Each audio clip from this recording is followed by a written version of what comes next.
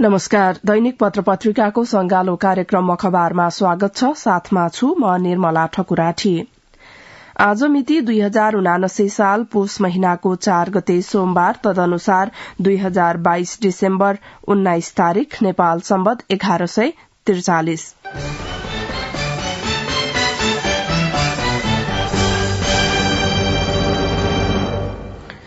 हिजो सम्पन्न विश्वकप फुटबलमा अर्जेन्टिना विश्व च्याम्पियन भएको छ। यसै प्रसंगलाई आजका पत्र-पत्रिकाले प्राथमिकताका साथ समाचार बनाएका छन्। पहिलो समाचार लिँदैछु गोरखापत्रबाट। अर्जेन्टिना विश्व च्याम्पियन शीर्षकमा अन्ततः लियोनेल मेस्सीको विश्व च्याम्पियन बन्ने सपना साकार भएको छ। मेस्सीकै प्रेरणादायी खेलको सहयोगमा अर्जेन्टिना उपाधि रक्षा अभियानमा रहेको फ्रान्सलाई ट्राई ब्रेकरमा 4-2 ले हराएर विश्वकप फुटबल प्रतियोगिताको च्याम्पियन बन्यो। यसअघि निर्धारित र अतिरिक्त समयको फाइनल 3-3 ले बराबर भएको थियो। निर्धारित समयको खेल 2-2 ले सकिएपछि थपिएको अतिरिक्त समयमा थप 1-1 गोल भएको हो। अर्जेन्टिनाको जितमा मेस्सीले 2 गोल गर्नुभयो। उहाँले पेनाल्टी सुटआउटमा पनि गोल गर्नुभएको थियो। विश्व फुटबलमा यस पुस्ताका सर्वश्रेष्ठ खेलाड़ी मानिएका मेस्सीलाई यसअघि आफ्नो संग्रहमा प्राय सबै ट्रफी जम्मा गरे पनि विश्वकप ट्रफीले लोभ्याइरहेको थियो। विश्वकप उपाधि सहित मेस्सी विश्व फुटबलका सर्वकालीन महान खेलाड़ी बन्नु भएको छ। अर्जेन्टिना विश्व च्याम्पियन गोरखापत्रको मुख्य समाचार हो यो। अर्जेन्टिना तेस्रो पटक विश्व च्याम्पियन शीर्षक दिँदै नागरिकले मुख्य खबर बनाएको छ। अर्जेन्टिनाले फ्रान्समाथि पेनाल्टी सुटआउटमा 4-2 को जितसहित कतार विश्वकप 2022 हात पारेसँगै कप्तान लियोनल मेस्सीको सुखद विदाईको लक्ष्यले पूर्णता पाएको छ। लुसेल स्टेडियममा अर्जेन्टिनाले पटक पटक लिएको अग्रताका बावजुद स्ट्राइकर किलियन एम्बाप्पेले ह्याट्रिक सहित फ्रान्सको उपाधि रक्षाको सपनालाई पेनाल्टी सुटआउटसम्म पुर्याउँदै जीवित राख्नु भएको थियो। निर्धारित र अतिरिक्त समयको खेल 3-3 को बराबरीमा सकिएपछि विश्व विजेताको टुंगो पेनाल्टी सुटआउटमा लगाइएको हो, जसमा फ्रान्स पुनः अभागी बन्यो।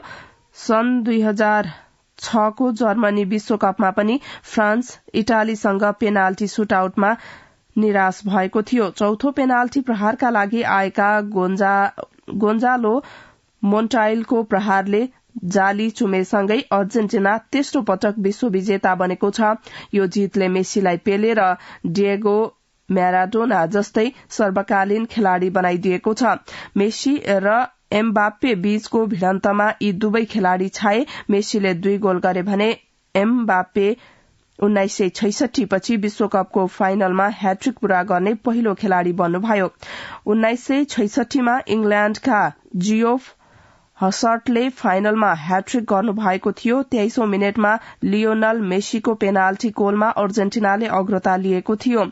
त्यसको 13 मिनेटपछि एन्जेल डी मारियाले अर्जेन्टिनाको अग्रता दोब्बर पार्नु भएको थियो, तर निर्धारित समयको खेल सकिन 10 मिनेट बाँकी रहँदा एम्बाप्पेले 1 मिनेटको अन्तरमा 2 गोल गर्दै साबिकको विजेतालाई खेलमा फर्काउनु भएको थियो। 80औं मिनेटमा पेनाल्टीमा फ्रान्सका लागि पहिलो गोल गर्नुभएका एम्बाप्पेले त्यसको 1 मिनेटपछि नै टोलीलाई खेलमा फर्काउनु भएको थियो। अर्जेन्टिना तेस्रो पटक विश्व च्याम्पियन, नागरिकले मुख्य समाचार बनाएको छ।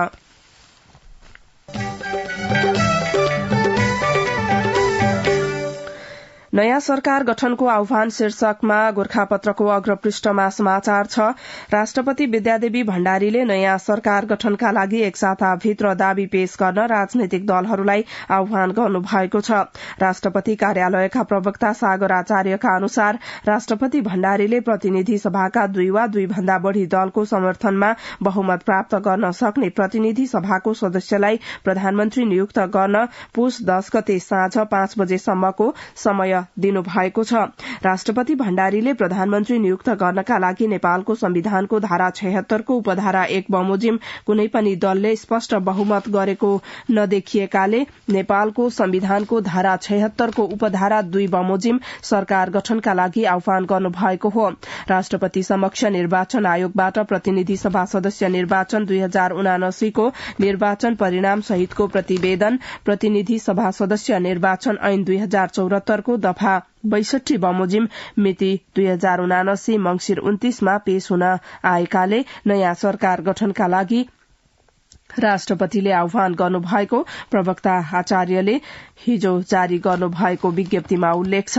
राष्ट्रपतिका प्रमुख स्वकीय सचिव डाक्टर भेषराज अधिकारीले मंगिर 4 गते सम्पन्न निर्वाचनमा कुनै दलको एकल बहुमत नआएकाले अब 2 वा 2 भन्दा बढ़ी राजनैतिक दलले बहुमत दावी गरेपछि राष्ट्रपति भण्डारीले प्रधानमन्त्री नियुक्त गर्नुहुनेछ। नयाँ सरकार गठनको आह्वान गोरखापत्रको अग्रपृष्ठको समाचार हो यो।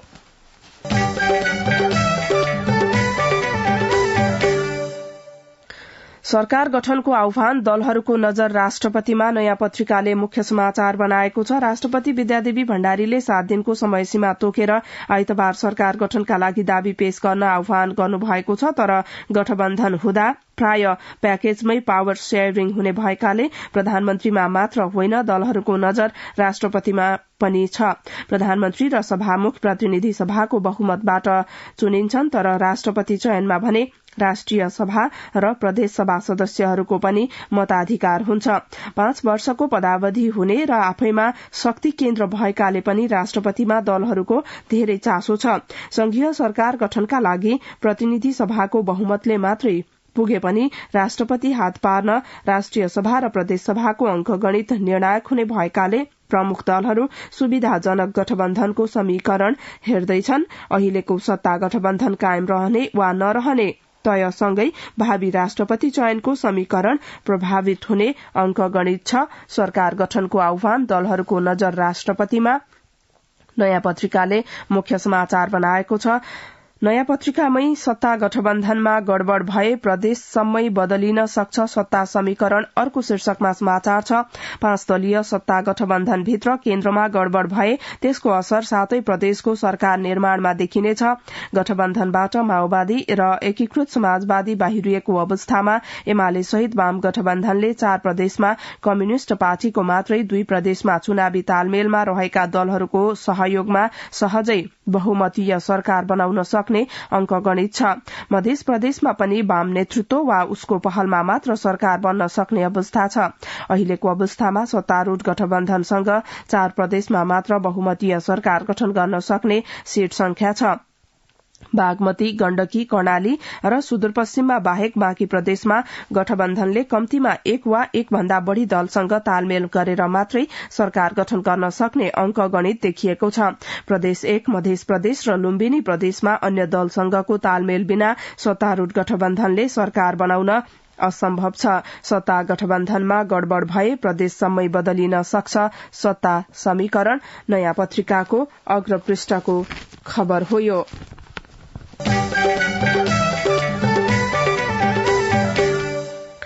पावर शेयरिङमा कांग्रेस मोडेल 2074 मा एमालेकै जस्तो प्रधानमन्त्री र राष्ट्रपति आफैलाई राजधानीको अग्रपृष्ठमा खबर छ। नयाँ सरकार गठनको समय नजिकिँदै गर्दा सत्तारूढ़ गठबन्धनको प्रमुख दल नेपाली कांग्रेसले पावर शेयरिङमा नयाँ मोडल अघि सारेको छ। कांग्रेस सभापति तथा प्रधानमन्त्री शेरबहादुर देउबा 2074 सालमा एमाले र माओवादी गठबन्धनका समयमा एमाले अपनाएको मोडललाई नै अपनाउने पक्षमा देखिनु भएको छ।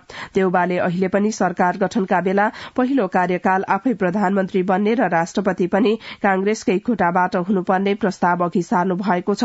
आधा आधा कार्यकाल प्रधानमन्त्री हुने अवस्था आएमा पहिलो कार्यकाल आफै प्रधानमन्त्री हुने र दोस्रो कार्यकाल माओवादी अध्यक्ष प्रचण्डलाई इमानदारीतापूर्वक सत्ता हस्तान्तरण गर्ने प्रतिबद्धता देउबाले प्रचण्ड समक्ष राख्नु भएको बताइएको छ।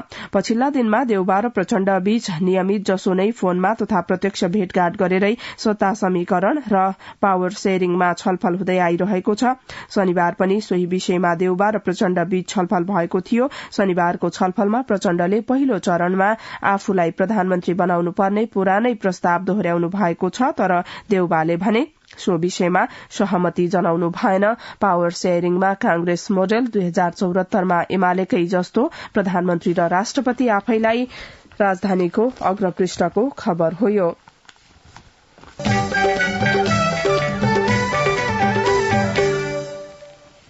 पूर्व प्रधान न्यायाधीश राष्ट्रपति बन्न संविधान तगारो शीर्षकमा अन्नपूर्णको अग्रपृष्ठमा खबर छ। राष्ट्रपति सरकारी पद हो कि होइन, यो प्रश्न अहिले बहसको केन्द्रबिन्दु बनेको छ। यो सरकारी पद नभएको तर्क गर्दै पूर्व प्रधान न्यायाधीशहरू राष्ट्रपति बन्न गृह कार्यमा रहनु भएको छ। तर संवैधानिक कानूनका विज्ञहरू भन्छन् पूर्व प्रधान न्यायाधीशलाई राष्ट्रपति बन्न संविधानले नै छेकेको छ। राष्ट्रिय मानव अधिकार आयोग बाहेक अन्य सरकारी पदमा नियुक्तिका लागि पूर्व प्रधान न्यायाधीशलाई संविधान नै तगारो बनेको छ। संविधानको धारा 132(2) मा लेखिएको छ, प्रधान न्यायाधीश वा सर्वोच्च अदालतको न्यायाधीश भइसकेको व्यक्ति यस संविधानमा अन्यथा उल्लेख भएकोमा बाहेक कुनै पनि सरकारी पदमा नियुक्तिका लागि ग्राह्य हुने छैन। संवैधानिक कानूनका ज्ञाता डाक्टर विपिन अधिकारी संविधानको यो व्यवस्थाका लागि राष्ट्रपति पदलाई पनि सरकारी नै मान्नुपर्ने बताउनुहुन्छ। यही संवैधानिक प्रावधानले पूर्व प्रधान न्यायाधीशलाई राष्ट्रपति हुनबाट रोक्ने डाक्टर अधिकारीको तर्क रहेको छ। यो धाराको उद्देश्यका लागि राष्ट्रपति पदलाई पनि सरकारी पद नै भन्नुपर्ने हुन्छ। सरकारले राष्ट्रपति नियुक्तिको प्रलोभन दिएर प्रधान न्यायाधीशबाट आफ्नो पक्षमा फैसला गराउन सक्ने भएका कारण नै यो संवैधानिक प्रावधान राखिएको हो, डाक्टर अधिकारीले भन्नुभयो। राष्ट्रपति पद पनि सरकारी पद नै भएको वहाँले बताउनुभयो। पूर्व प्रधान न्यायाधीशलाई राष्ट्रपति हुनबाट संविधानले छेकेको छ। सर्वोच्च अदालतका पूर्व न्यायाधीश बलराम केसीका अनुसार संविधानमा प्रधान न्यायाधीशलाई अरू पदको आश नगर्न भनिएको छ। प्रधान न्यायाधीश भइसकेको व्यक्ति अरू पदको लोभ र आश नगर भनेर नै संविधानमा त्यो व्यवस्था गरिएको हो। पूर्व न्यायाधीश केसीले भन्नुभयो, विभिन्न व्यक्तिहरूलाई पदको लोभी भनेर मुलुकभित्र टीका टिप्पणी भइरहेको छ। राष्ट्रपति हुन तयार देखिदा पूर्व प्रधान न्यायाधीशहरू पनि त्यहाँ पद लोलुपताको श्रेणीमा पर्ने देखियो। संवैधानिक कानूनका ज्ञाता डाक्टर अधिकारी दलहरूले पूर्व प्रधान न्यायाधीशहरूलाई राष्ट्रपति बनाउँदा समस्या थपिने बताउनुहुन्छ। पूर्व प्रधान न्यायाधीश राष्ट्रपति बन्न संविधान तगारो अन्नपूर्णले प्राथमिकताका साथ अग्रपृष्ठमा समाचार बनाएको छ।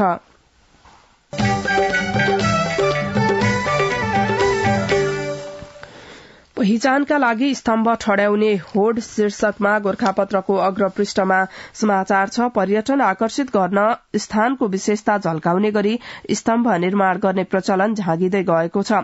त्यस्ता स्तम्भ देख्नासाथ जो कोहीले पनि सो स्थान तरकारी वा फलफूलका पकेट क्षेत्र रहेको सहजै थाहा पाउँछन्। यस्ता स्तम्भ सामु उभिएर सेल्फी खिच्ने र सामाजिक सञ्जालमा राख्ने उत्तिकै फेला पर्छन्। स्वादिलो सुन्तला उत्पादनका लागि नामुद शहीद भूमि गाउँपालिकामा सुन्तलाको स्तम्भ निर्माण गरिएको छ। गाउँपालिकाले करिब 19 लाख रूपियाँ खर्च गरेर पिप्ले डाँडामा स्तम्भ निर्माण गरेको छ। गाउँपालिकाका अध्यक्ष मनोज राईले भन्नुभयो, सुन्तला उत्पादनका लागि यो क्षेत्र प्रख्यात छ, त्यसैले यसलाई पर्यटकीय क्षेत्रका रूपमा परिचित गराउन सुन्तला स्तम्भ निर्माण गरिएको हो।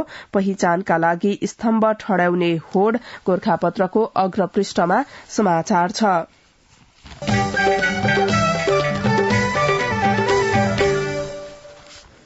राजस्व संकलनको लक्ष्य भेट्टाउन कठिन शीर्षकमा राजधानीको अग्रपृष्ठमा खबर छ। विगतका वर्ष झै चालू आर्थिक वर्ष 2079-80 मा पनि सरकारलाई राजस्व संकलनको लक्ष्य भेट्टाउन कठिन देखिएको छ। चालू आर्थिक वर्षको साउनदेखि मंगिर मसान्तसम्मका लागि सरकारले 4 खर्ब 31 अर्ब रूपियाँ राजस्व उठाउने लक्ष्य लिएको थियो, तर हालसम्म जम्मा 3 खर्ब 7 अर्ब रूपियाँ मात्रै राजस्व उठेको छ। राजस्व संकलनको लक्ष्य भेट्टाउन कठिन, राजधानीको अग्रपृष्ठको खबर हो यो।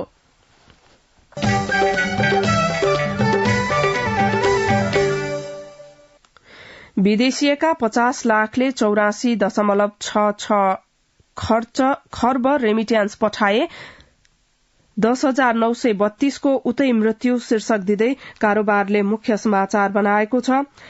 संसारभर 18 डिसेम्बर अर्थात पुस 3 लाई आप्रवासन दिवसका रूपमा मनाइएको छ। नेपालमा पनि यो दिवसलाई साताव्यापी रूपमा मनाउने तयारी गरिएको छ।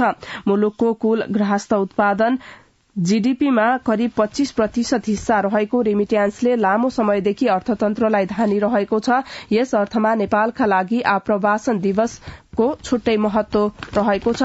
मुलुकमा गतिलो काम नपाएपछि नेपालीहरू वैदेशिक रोजगारीको यात्रामा निस्केको धेरै समय भएको छ, तर सरकारले आर्थिक वर्ष 2065-66 बाट मात्र यसको आधिकारिक तथ्याङ्क राख्न शुरू गरेको हो।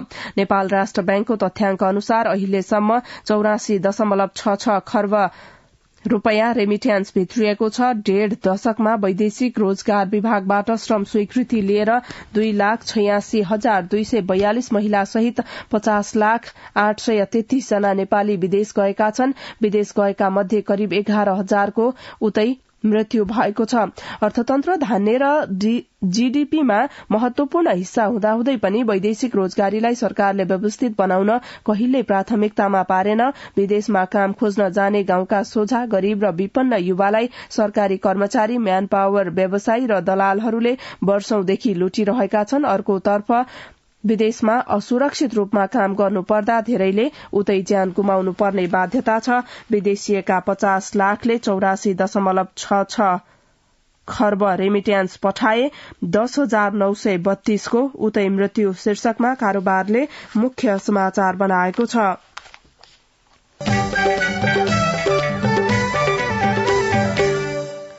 रेडियो नेपालबाट सुन्दै हुनुहुन्छ कार्यक्रम अखबार। अब केही बेर विज्ञापन र सन्देश। सुन त, भोलिको मिटिङको लागि सबैलाई फोन गर्यो? छैन सर, मेरो मोबाइलमा ब्यालेन्स नै थिएन। अलि पछि गर्छु ल्यान्डलाइनबाट। ल हेर, मोबाइलमा ब्यालेन्स छैन भनेर हुन्छ? तिमीलाई थाहा छैन यस कार्यालयले नेपाल टेलिकमको कर्पोरेट युजर ग्रुप अर्थात सीयूजी सेवा लिएको छ। तिम्रो नम्बरलाई पनि सीयूजीमा सहभागी गराउन। अनि सर, मेरो त प्रिपेड नम्बर हो नि। अहिले नेपाल टेलिकमले प्रिपेड र पोस्टपेड दुवै फोनमा सीयूजी सेवा लागू गरिसकेको छ। सीयूजीमा आबद्ध भएपछि हाम्रो कर्मचारीहरू बीच निशुल्क र नेपाल टेलिकमको नेटवर्कमा सस्तो दरमा फोन तथा एसएमएस गर्न र डाटा चलाउन पाइन्छ नि। तिमीलाई थप जानकारी चाहिएमा नेपाल टेलिकमको वेबसाइट www.ntc.net.np मा हेर न। नेपाल टेलिकम, राष्ट्रको संचार। अब पत्र पत्रिकामा भएका बाँकी प्रसंग। समानुपातिक सांसदलाई प्रमाणपत्र शीर्षकमा गोर्खापत्रको अग्रपृष्ठमा समाचार छ। निर्वाचन आयोगले प्रतिनिधि सभा तथा प्रदेशसभा सदस्य निर्वाचन 2079 मा समानुपातिक निर्वाचन प्रणाली तर्फका निर्वाचित सांसदलाई हिजो प्रमाणपत्र वितरण गरेको छ। मंसिर 4 गते सम्पन्न निर्वाचनको अन्तिम परिणाम आयोगले मंसिर 28 गते सार्वजनिक गरेको थियो।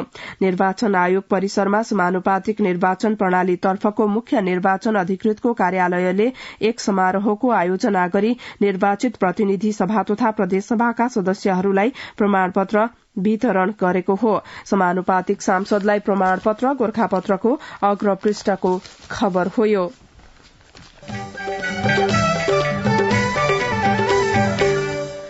भाडा वृद्धि फिर्ता नभए आन्दोलन शीर्षकमा कारोबारको अग्रपृष्ठमा खबर छ।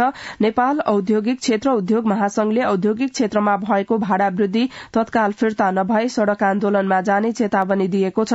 औद्योगिक क्षेत्र व्यवस्थापन लिमिटेडले कानून विपरीत 800% सम्म भाडा बढ़ाएको भन्दै महासंघले भाडा वृद्धि फिर्ता नभए आन्दोलनमा जाने बताएको हो। औद्योगिक क्षेत्रभित्रका उद्योगहरूलाई प्रति रोपनी 92,000 रूपियाँ भाडा दर तय भएकोमा 2075 देखि भाडा बढ़ाइएको छ। महासंघले हिजो पत्रकार सम्मेलन गरी बढ़ेको भाडा तत्काल कार्यान्वयन नगर्न आग्रह गरेको छ। भाडा वृद्धि खारेज नगरे सरकारले गम्भीर मूल्य चुकाउनु पर्ने चेतावनी महासंघले दिएको छ। उद्योगीसँग समन्वय नगरी 2075 सालमा बढ़ेको भाडा कार्यान्वयन गर्न नपाइने भन्दै महासंघका अध्यक्ष राम हीरा पाठकले आन्दोलन गर्नु रहर नभई बाध्यता हुने बताउनुभयो। भाडा वृद्धि फिर्ता नभए आन्दोलन कारोबारको अग्रपृष्ठको समाचार हो। यो किन घट्यो जीडीपीमा औद्योगिक क्षेत्रको योगदान अभियानको मुख्य समाचार हो यो। नेपालमा औद्योगिक विकासले लामो समयसम्म पनि गति लिन सकेन। उत्पादनमूलक उद्योगहरू निरन्तर खुम्चिँदै गएका छन्। कच्चा पदार्थ सहज रूपमा आपूर्ति नहुनु, सहुलियत दरमा सहज रूपले कर्जा उपलब्ध नहुनु, उत्पादनशील दक्ष श्रमिकको पलायन, बारम्बार परिवर्तन हुने सरकारी नीति, भन्सार छूटको अभाव, औद्योगिकरणका लागि विशेष खालको नीति सरकारले ल्याउन नसक्नु जस्ता कारणले सम्भावना हुँदाहुँदै पनि यो क्षेत्र फस्टाउन नसकेको देखिन्छ। 3 दशक अघि कुल गृहस्थ उत्पादन जीडीपीमा 10% पुगिसकेको औद्योगिक क्षेत्रको योगदान पछिल्लो 1 दशकदेखि 5 देखि 6% मा अल्झिएको छ। राज्यको नीति निर्माण र कार्यान्वयन तहमा रहेका जनप्रतिनिधि र अधिकारीहरूले आर्थिक समृद्धिका लागि औद्योगिक क्षेत्रको तीव्रतर विकास हुनुपर्ने कुरा दोहोर्याइरहे पनि वास्तविकता उल्टो छ। किन घट्यो जीडीपीमा औद्योगिक क्षेत्रको योगदान, अभियानले मुख्य समाचार बनाएको छ। भारतीय सेना काठमाण्डुमा नेपाल समाचार पत्रको अग्रपृष्ठको समाचार हो यो। भारतीय सेनाका आर्मी ट्रेनिङ कमाण्डका chief of staff lieutenant general JS Sindhu सहितको उच्च स्तरीय भारतीय सैनिक टोली हिजो काठमाण्डु आइपुगेको छ। नेपाल सरकार र भारतीय सरकार बीच सम्पन्न सम्झौता अनुरूप नेपाल भारत द्विपक्षीय परामर्श समूहका उच्च सैन्य अधिकारीको नेपाल भ्रमण भएको सैनिक मुख्यालयले जनाएको छ। नेपाल भ्रमणमा रहेको सो टोलीले नेपाली सेनाको विभिन्न डिभिजन तथा बाहिनीको स्थलगत अवलोकन गर्नुका साथै त्यसबारे जानकारी लिने सैनिक मुख्यालयले जनाएको छ। भारतीय सेना काठमाण्डुमा नेपाल समाचार पत्रको अग्रपृष्ठमा खबर छ। निगमलाई वार्षिक 44 करोड़ व्ययभार थपिने गरी इन्धनको ढुवानी भाडा बढ़ाइयो। नयाँ पत्रिकाको अर्थपृष्ठको समाचार हो यो। 86 करोड़ भुक्तानी। नेपाल आयल निगमले 2 वर्षदेखि बेहोर्दै आएको चरम नोक्सानीलाई पूर्ण रूपले बेवास्ता गर्दै वार्षिक 44 करोड़ व्ययभार थपिने गरी इन्धन ढुवानी गर्ने ट्याङ्करको भाडा दर वृद्धि गर्ने निर्णय गरेको छ। निगमले करिब 10% सम्म भाडा दर वृद्धि गरेको छ। निगमले इण्डियन आयल कर्पोरेशन आईओसी को विभिन्न बरौनी, सिलगुडी, बेतालपुर, गोण्डा, मुगल सराई, लखनऊ र बन्थरा डिपोबाट आयल निगमका विभिन्न डिपोसम्म र नेपालभित्रै निगमको एउटा डिपोदेखि अर्को डिपोसम्म इन्धन ओसार्ने ट्याङ्करको ढुवानीमा नयाँ भाडा दर लागू गरेको हो। 2 पुसदेखि सबै ट्याङ्करलाई वृद्धि भएको नयाँ भाडा दर अनुसार भुक्तानी दिन निगम केन्द्रीय कार्यालयले सबै डिपो र शाखा कार्यालयलाई परिपत्र समेत गरिसकेको छ। निगमलाई वार्षिक 44 करोड़ व्ययभार थपिने गरी इन्धनको ढुवानी भाडा बढ़ाइयो। नयाँ पत्रिकाको अर्थपृष्ठमा खबर छ। घाइते आरोहीको सिमरिकबाट उद्धार शीर्षकमा अन्नपूर्णको अर्थपृष्ठमा समाचार छ। सोलुखुम्बु स्थित अम्बा दम्बल हिमाल आरोहणका क्रममा चिप्लिएर खुट्टा मर्किएका स्पेनी आरोहीको सिमरिक एयरले उद्धार गरेको छ। स्पेनी नागरिक जापाता लोपेज सोजे म्यानुएललाई आमा दम्बल हिमालको 6300 मिटरको उचाइबाट उद्धार गरिएको हो। घाइते आरोहीको सिमरिकबाट उद्धार अन्नपूर्णको अर्थपृष्ठमा खबर छ।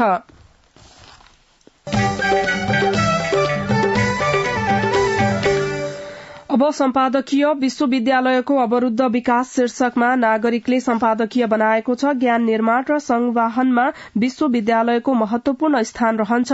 यही ज्ञानले समग्र देश र समाजलाई दिशा निर्देश गर्छ। विश्वविद्यालयले उपलब्ध गराउने शिक्षा र अनुसन्धानले देशको समग्र विकासलाई सघाएको हुन्छ। देशमा पछिल्ला वर्षमा विश्वविद्यालय थप्न होडबाजी छ, तर तिनको गुणस्तरतर्फ कसैको ध्यान गएको छैन। विश्वविद्यालयको अवरुद्ध विकास शीर्षकमा नागरिकले सम्पादकीय बनाएको छ।